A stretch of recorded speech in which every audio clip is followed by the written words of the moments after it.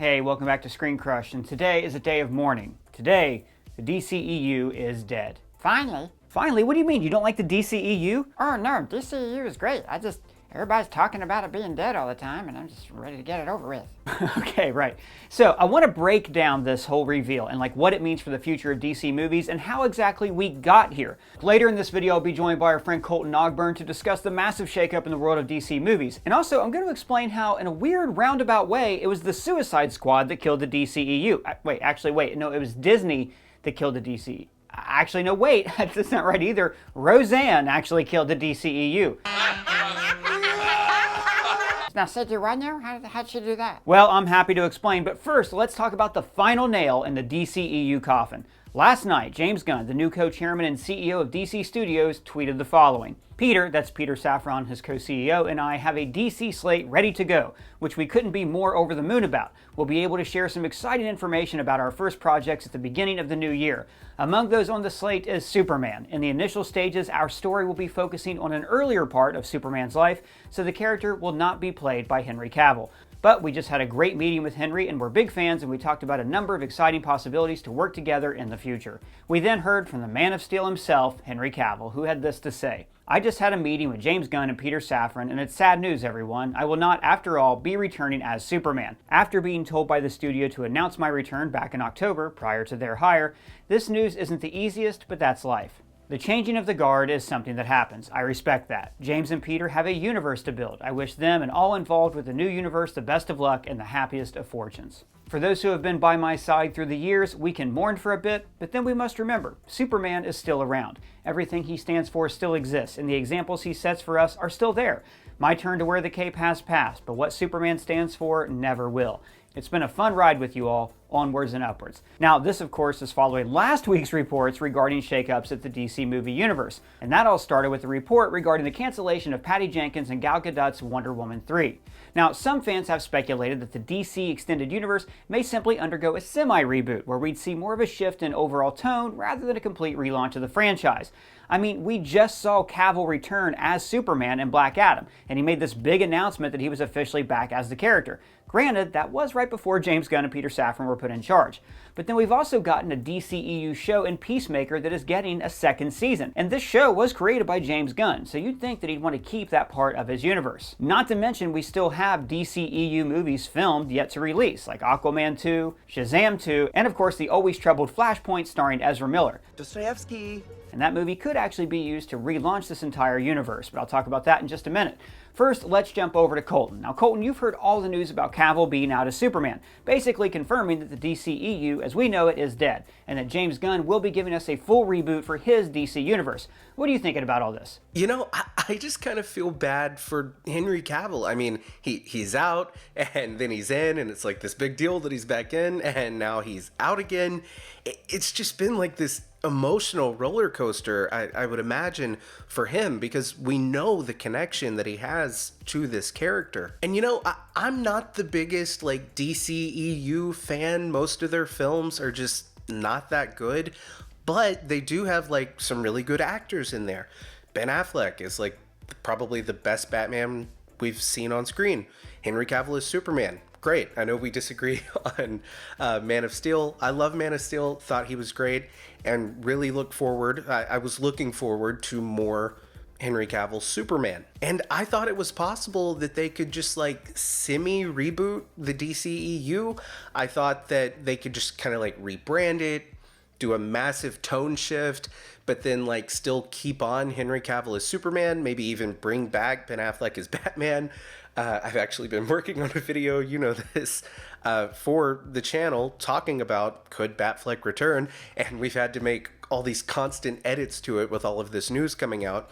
And then finally this dropped, and it's like, well, the whole point of that video was, hey, Henry Cavill's back as Superman in Black Adam. Does that mean that Ben Affleck could be back as Batman? No, it looks like not happening. And you know, as exciting as it was, the prospect of getting James Gunn in there and doing the DCEU right, that was exciting, you know, and having those same characters in there, those same actors playing those characters, that was exciting. But I'm not mad that they're rebooting the entire universe. I'm not mad about it. I mean, James Gunn, he's brilliant.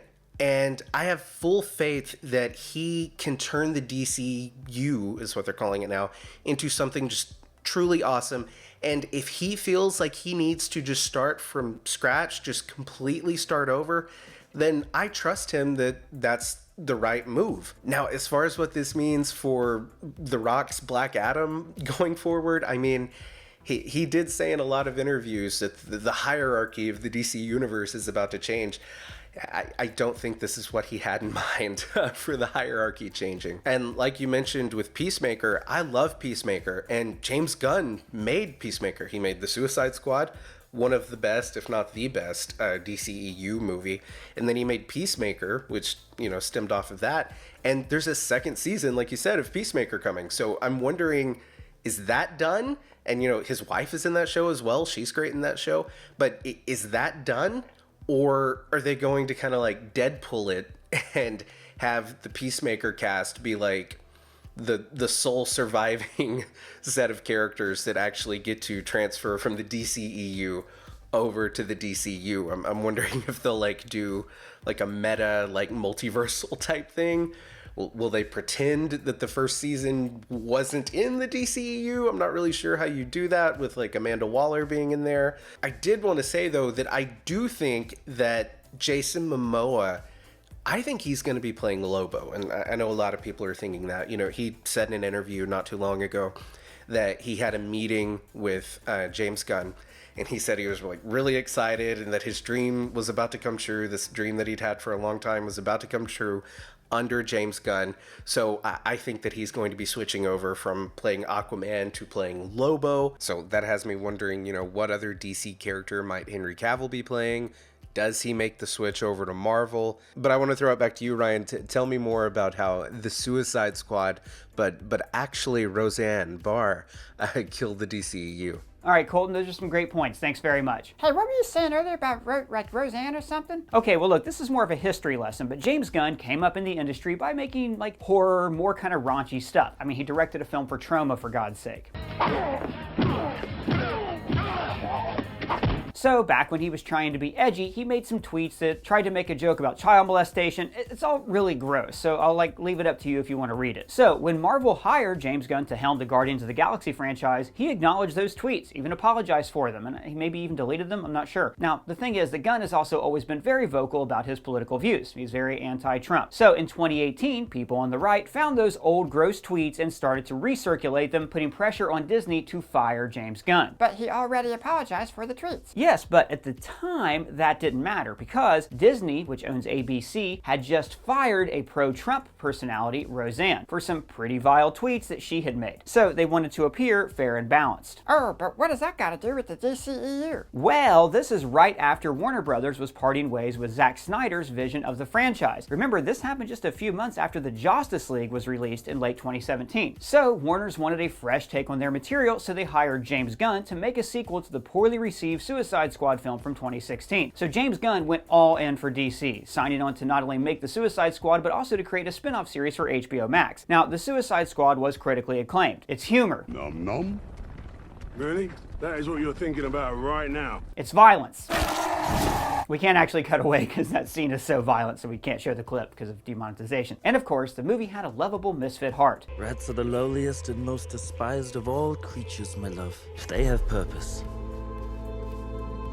So do we all. And this next part is key. The Suicide Squad was kind of a flop. In 2021, post-vaccine but still during COVID, it made $55 million domestically, whereas Shang-Chi, which came out just a month later, made $225 million domestically. So Warner Brothers and James Gunn had to figure out, why did the movie flop? If you make a really good superhero movie with an established movie star, shouldn't it be a runaway hit? And they reasoned that it was partly COVID, sure, but I think they also realized that the biggest drag on the movie was apathy. Suicide Squad was pretty bad. Snyderverse fans hated it because it limited the vision of director David Ayer, and Marvel fans hated it because it's dark, it's dreary, and it sucks. Now, Warner Brothers was at a crossroads. They tried to give the Snyder fans what they wanted. They gave Zack Snyder $70 million to finish his version of the Justice League. Now, the Snyder Cut was released on HBO Max just a few months before the Suicide Squad was out in theaters. The Snyder Cut was an improvement on the original and had 2.2 million streams in its first week on HBO Max. But the Batman had twice as many streams in its first week. So it's not like releasing the Snyder Cut was a huge financial win windfall for the studio. And even then, Snyder fans were more relentless, using bots to vote in Oscar polls to promote the Snyder Cut and demanding that Warner Brothers give them the entire Snyderverse. Now Warner Brothers was presiding over a house divided. Turns out there weren't enough Snyder Cut fans to support a multi-billion-dollar global franchise, so they couldn't look backwards. And then they were left with the Suicide Squad, which everybody loved but didn't make money. So here's the lesson that Warner Brothers and James Gunn took away from this. If you want to make fans care about this franchise, you can't just rebuild it from the pieces that you like. You can't revert back to what alienated fans to begin with. They would just have to start clean. And all of this started because one night, Roseanne took a little too much Ambien and started to tweet. Now look, I do hope this little mini universe gets a proper goodbye in Flashpoint, out of respect for the years of work that so many people have put into it, and out of respect for Henry Cavill, who's been jerked around like a Looney Tune. You do. I don't. You do. I don't. You do. I don't.